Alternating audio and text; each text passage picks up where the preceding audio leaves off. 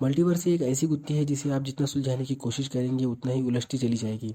इस गुत्थी को सुलझाने की कोशिश आज भी कहीं ना कहीं जारी है और जारी ही रहेगी।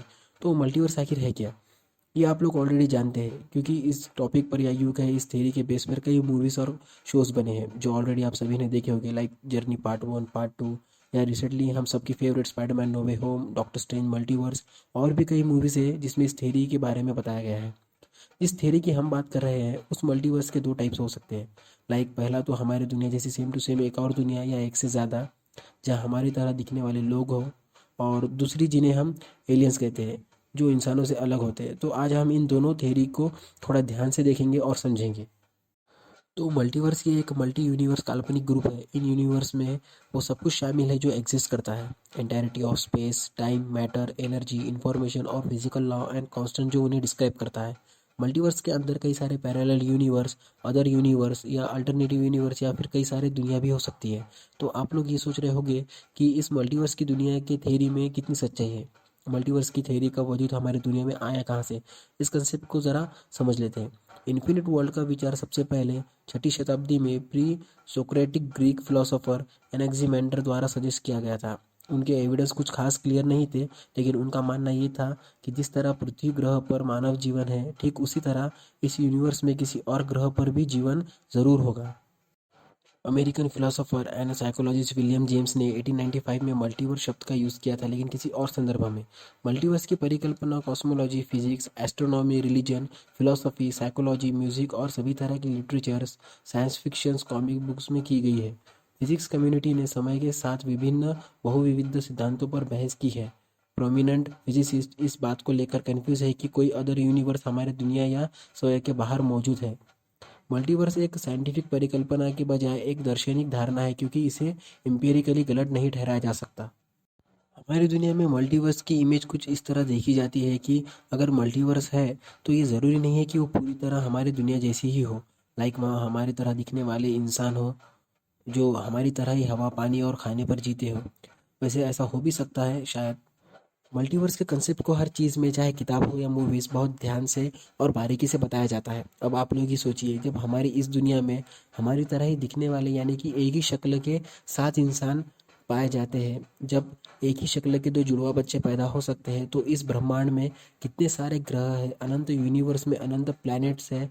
तो किसी एक यूनिवर्स में कोई एक प्लैनेट हमारे प्लैनेट जैसा क्यों नहीं हो सकता, और उसी प्लैनेट में हमारी तरह दिखने वाले लोग क्यों नहीं हो सकते, जैसे कि हम अपने प्लैनेट को आईने में देख रहे हो। सोचने वाली बात है। ये सब सुनने में बहुत अजीब लगता है, इसलिए हम इसे थोड़ा साइंटिफिक तरीके से देखते हैं। क्वांटम मैकेनिक्स के बारे में आपने सुना और पढ़ा होगा। 20वीं शताब्दी के शुरुआती दशकों में क्वांटम मैकेनिक्स का विकास किया गया था। Niels Bohr and Max Planck को क्वांटम थ्योरी के फाउंडिंग फादर के रूप में जाना जाता है। इन दोनों को क्वांटम और उनके काम के लिए फिजिक्स में नोबेल प्राइज़ दिया गया था। क्वांटम मैकेनिक्स फिजिक्स में एक मौलिक सिद्धांत है जो एटम्स और सब एटॉमिक पार्टिकल्स के पैमाने पर नेचर की फिजिकल प्रॉपर्टीज़ का डिस्क्रिप्शन प्रोवाइड करता है। ये quantum chemistry, quantum field theory, quantum technology और क्वांटम इंफॉर्मेशन साइंस सहित सभी क्वांटम फिजिक्स की नींव है। आइंस्टाइन जिन्हें क्वांटम थ्योरी का तीसरा संस्थापक माना जाता है। आइंस्टाइन की जो क्वांटम मैकेनिक थ्योरी है, ये एक तरह से दो अलग दुनिया की तरफ इशारा करती है। उनके इस थ्योरी में बताया गया है कि हमारे इस यूनिवर्स में पार्टिकल्स है जो एक ही समय पर दो अलग अलग जगह हो सकते हैं। पार्टिकल्स से हर चीज़ बनाई जा सकती है अगर इसे वेव्स में बदला जाए, जैसे कि लाइट्स जिससे सब्सटेंस और वेव्स दोनों बनती है, जिससे ये साबित होता है कि एक पैरेलल यूनिवर्स बन सकता है, एक ऐसी दुनिया जो हमारी दुनिया से बिल्कुल ही अलग टाइम और स्पेस में चलती हो। क्वांटम मैकेनिक्स के MWI यानी मैनी वर्ल्ड इंटरप्रिटेशन का मानना है कि ऐसी कई सारे और भी दुनिया है जो सेम स्पेस और टाइम पर पैरेलल में मौजूद है। दूसरी दुनिया का अस्तित्व क्वांटम थ्योरी से और इस प्रकार की सभी फिजिक्स से दूरी पर रैंडमनेस एंड एक्शन को दूर करना संभव बनाता है। ऐसा सोच सकते हैं कि क्वांटम मैकेनिक्स एक पैरेलल वर्ल्ड को खोजने या उस तक पहुंचने का एक जरिया बन सकता है। ये तो हो गया पहला पहलू। अब बात करते हैं हमारे दूसरे पहलू की, जो है एलियंस। एलियंस की बात करें तो इनके बारे में हम कई सालों से सुनते आ रहे हैं, जैसे कि एलियंस के अवशेष मिलना, एलियंस स्पेसशिप दिखाई देना, UFOs दिखाई देना। एलियंस का वजूद होना ये कई हद तक सही भी माना जाता है और नहीं भी। कई सारे न्यूज़ चैनल में UFOs दिखने की खबरें आई थी। कई सारे फुटेजेस भी दिखाए गए थे। इन सारे फुटेजेस में असली कौन सी है और नकली कौन सी है कहना मुश्किल है, पर ज़्यादातर VFX का कमाल है। लेकिन हमारी पृथ्वी के अलावा कहीं और भी जीवन है, ये बात तो पक्की है। एलियंस और पैरेलल वर्ल्ड की गुत्थी काफ़ी हद तक एक दूसरे से जुड़ी हुई है। अगर दोनों में से एक भी सॉल्व हो जाए तो दूसरे का जवाब ऑटोमेटिकली हमें मिल जाएगा। सवाल है कि वो कैसे। थ्री डायमेंशनल के बारे में आप सभी ने सुना होगा। थ्री डायमेंशनल जिसे हम रेफर करते हैं थ्री स्पेशियल डायमेंशन में, width, height and depth. Physical world और उसमें देखी जाने वाली हर चीज़ थ्री डायमेंशनल है, जबकि फिल्मों और तस्वीरों जैसी कई फ्लैट इमेजेस इंसान के दिमाग के लिए टू डायमेंशनल के रूप में विजुअली रजिस्टर होती है। लेकिन थ्री डायमेंशनल के बिना कुछ भी फिजिकली एक्सिस्ट नहीं हो सकता। ऐसा इसलिए क्योंकि फिजिकली एक्सिस्ट हर चीज़ में एटम्स शामिल होते हैं जो आंखों के लिए इनविजिबल होने के बावजूद थ्री स्पेशियल डायमेंशन से बने होते हैं।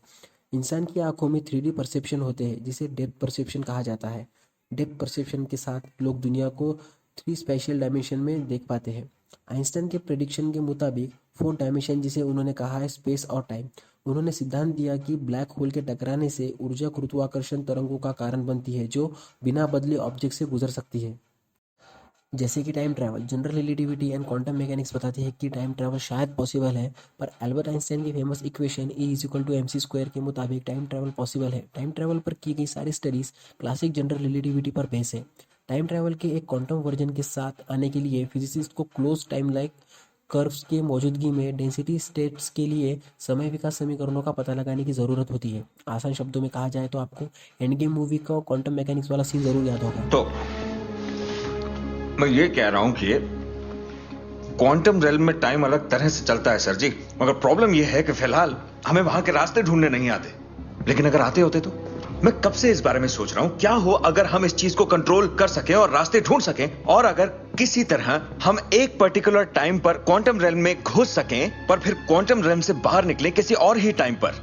यानी तुम एक टाइम मशीन की बात कर रहे हो? नहीं नहीं, मैं टाइम मशीन की बात नहीं कर रहा। मैं दरअसल बात कर रहा हूं एक तरह के, हाँ मैं टाइम मशीन की बात कर रहा हूं। पता है ये अजीब। आइंस्टाइन के फॉर्मूले के मुताबिक time travel at least one direction में हो सकता है। अतीत में वापस जाना एक पेचीदा चुनौती खड़ी कर सकता है। आइंस्टाइन ने प्रस्ताव दिया था कि अतीत में टाइम ट्रैवल आइंस्टाइन रोजन ब्रिज एक तरह के वर्म होल के जरिए से अचीव की जा सकती है। वर्म होल स्पेस टाइम का थियोरेटिकल एरिया है जो इस तरह से विकृत होता है जो अंतरिक्ष में मौजूद दो दूर के पॉइंट्स को जोड़ता है। अनफॉर्चुनेटली अब तक कोई ऐसा एविडेंस नहीं मिला है कि जिससे हम दावे से कह सकें कि ये सारी चीज़ें एग्जिस्ट करती है भी या नहीं। ये थोड़ा मुश्किल है, तो अभी के लिए ये सिर्फ एक थ्योरी बनकर रह गई है।